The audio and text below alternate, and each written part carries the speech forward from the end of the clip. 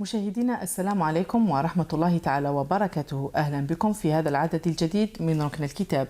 يشرفني أن أستضيف وإياكم صبيحة اليوم الأستاذ عبد الرزاق عزوز، وهو أستاذ التعليم العالي بالمدرسة الوطنية العليا للمانجمنت. أهلا بكم أستاذ معنا.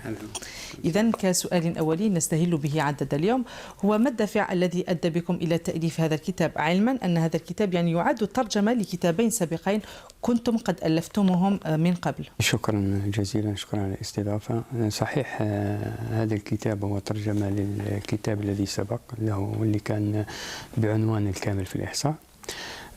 Comme vous savez, donc, nos étudiants doivent connaître plus d'une langue et il est préférable plus de 3 langues.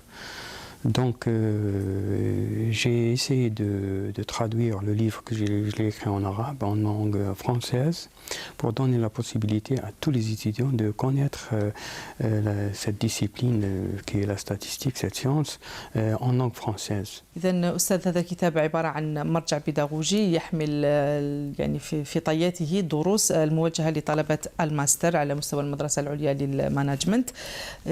قسم إلى 5 محاور. المحور الأول عبارة عن مفاهيم أساسية للإحصاء، وكان المحور الثاني قمتم بجمع المعلومات على شكل جداول إحصائية وهكذا دواليك، إذا أن وصلتم إلى المحور الخامس وهو عبارة عن مسائل معقدة مع حلول لها. هل ممكن أن تعطونا فكرة شاملة عن أهم ما ورد في هذا المؤلف أستاذ؟ تفضل. Cet ouvrage, comme vous avez déjà vu, propose une série d'exercices et de problèmes couvrant entièrement le cours et suivi de ces corrections. Il a été élaboré avec une démarche explicative et compréhensive pour que le lecteur, même débutant, peut comprendre son contenu sans difficulté. L'accent a été mis sur l'explication en s'appuyant sur les définitions, les démonstrations, les exemples et bien sûr les applications. Donc, comme vous avez remarqué, il est formé de 5 chapitres. Donc, le premier chapitre traite des notions fondamentales de la statistique que chaque étudiant, chaque chercheur doit avoir une idée sur ces notions fondamentales qui sont importante pour aborder cette discipline de statistique, cette science-là. Une fois on a collecté les données, il faut les placer dans des tableaux qu'on appelle les tableaux statistiques. Et pour bien les classer, pour bien voir ces données, par la suite on va les mettre dans qu'on appelle ça, on va les représenter graphiquement dans des représentations graphiques pour bien voir l'évolution des phénomènes et pour bien visualiser ce phénomène-là. C'est le sujet du 3e chapitre qui est celui des représentations graphiques. En plus, il y a les 2 chapitres, le 4e et le 5e, qui sont très importants, qui nous permettent de calculer certaines mesures qu'on appelle les mesures de la tendance centrale pour bien expliquer le phénomène, suivi du chapitre des mesures de la dispersion qui nous montre comment les valeurs ou bien les données sont dispersées ou bien positionnées autour d'une valeur centrale qui est généralement la moyenne arithmétique par exemple. Donc comme je disais, chaque cours est suivi par une série d'exercices. Ces exercices ont été soigneusement choisis et qui couvrent complètement le cours.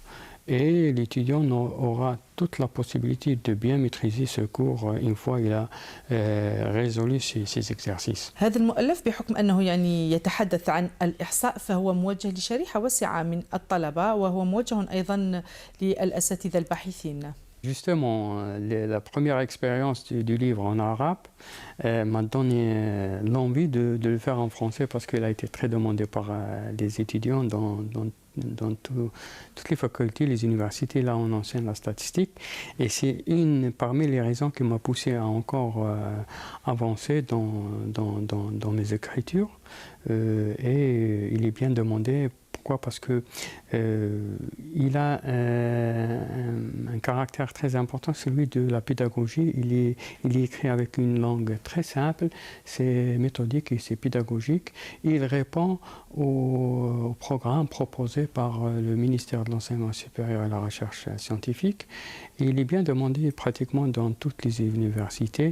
Pourquoi? Parce qu'il s'adresse à tous les étudiants en médecine, en biologie, en agronomie, en sciences économiques, sciences de gestion, sciences commerciales et en sciences appliquées d'une façon générale. هذا الكتاب عبارة عن الجزء الأول في مجال الإحصائيات، إذا أكيد هناك يعني جزء ثاني لهذا المؤلف. هل ممكن أن تعطونا فكرة عن مشاريعكم المستقبلية في ميدان التأليف؟ Oui, bien sûr, c'est le tome 1. Alors, on aura prochainement, Inch'Allah, le tome 2, qui est la suite de ce cours, qui est un cours, comme je disais, un cours complet de statistiques, qui répond au programme du ministère de l'Enseignement supérieur et de la Recherche scientifique. D'autres projets, bien sûr, c'est dans la même démarche, avec la même démarche et dans le même sens, c'est des livres en théorie des probabilités, c'est important, et en statistiques mathématiques. Et j'espère que j'aurai l'occasion de réaliser tous ces projets, Inch'Allah. شكرا لكم بروفيسور على كل هذه التوضيحات. نلتقي معكم في أعداد مقبلة إن شاء الله، ولما لا هذا المؤلف الجديد. بهذا نأتي مشاهدينا الكرام إلى نهاية عدد اليوم. إلى اللقاء.